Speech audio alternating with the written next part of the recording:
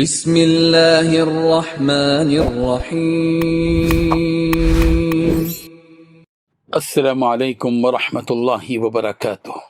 الحمد للہ وکفی وسلام علی عبادہ الذین اصطفی، اما بعد۔ حاضرین و ناظرین، یہ درس حدیث نمبر 596 ہے اور آج کا عنوان ہے گناہوں کی معافی کا ذریعہ بننے والے اعمال۔ روایت سماعت کے لیے ترجمے کے بعد تشریح کی جائے گی۔ بسم اللہ الرحمن الرحیم۔ عن جابر بن عبد اللہ رضی اللہ عنہ قال قال النبی صلی اللہ علیہ وسلم الا ادلکم على ما يمحو الله به الخطايا ويكفر به الذنوب قالوا بلى يا رسول الله قال اسباغ الوضوء على المكروهات وكثرة الخطى الى المساجد وانتظار الصلاة بعد الصلاة فذلك الرباط۔ صحیح ابن حبان۔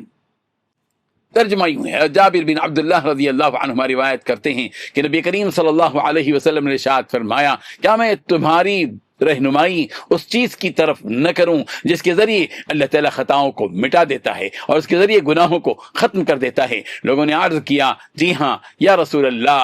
نبی کریم صلی اللہ علیہ وسلم نے ارشاد فرمایا، جب طبیعت آمادہ نہ ہو تو اچھی طرح وضو کرنا، زیادہ قدموں کے ساتھ چل کر مسجد کی طرف جانا اور ایک نماز کے بعد دوسری نماز کا انتظار کرنا، یہی تیاری ہے، یہی تیاری ہے۔ حاضرین، اس حدیث میں رسول رحمت صلی اللہ علیہ وسلم نے ایسے 3 عظیم اعمال بیان فرمائے ہیں جو اللہ تعالیٰ کی رحمت، گناہوں کی معافی اور درجات کی بلندی کا ذریعہ بنتے ہیں۔ پہلا عمل یہ ہے کہ سردی، بیماری یا طبیعت کی سستی کے باوجود مکمل اور اچھی طرح وضو کیا جائے۔ دوسرا عمل مسجد کی طرف زیادہ قدم چل کر جانا، کیونکہ اللہ تعالیٰ ہر قدم کے بدلے نیکی عطا فرماتا ہے اور گناہوں کو مٹا دیتا ہے۔ تیسرا عمل ایک نماز ادا کرنے کے بعد اگلی نماز کا شوق اور انتظار کرنا ہے، جو اس بات کی علامت ہے کہ مومن کا دل ہر وقت اللہ تعالیٰ کی عبادت سے وابستہ رہتا ہے۔ رسول رحمت صلی اللہ علیہ وسلم نے ان اعمال کو رباط قرار دیا، یعنی یہ ایسے اعمال ہیں جو بندے کو اللہ تعالیٰ کی اطاعت پر ثابت قدم رکھتے ہیں، ایمان کو مضبوط کرتے ہیں، شیطان کے وسوسوں سے حفاظت کا ذریعہ بنتے ہیں۔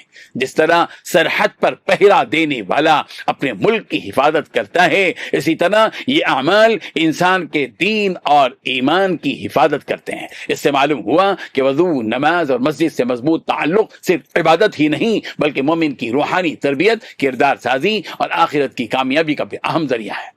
لہذا ہر مسلمان کو چاہیے کہ وضو کا اہتمام کرے، حتی الامکان نماز بعد جماعت ادا کرے اور ایک نماز کے بعد دوسری نماز کی فکر اور انتظار میں رہے، کیونکہ یہی اعمال اللہ تعالیٰ کی رضا، مغفرت اور جنت کے حصول کا بہترین ذریعہ ہے۔ اللہ تعالیٰ ہمیں کامل وضو کرنے کی، نماز بعد جماعت کی پابندی کرنے کی، مساجد سے مضبوط تعلق رکھنے کی اور اپنی زندگی کو عبادت و تقوی سے آراستہ کرنے کی توفیق عطا فرمائے، آمین۔ وآخر دعوانا ان الحمد للہ رب العالمین۔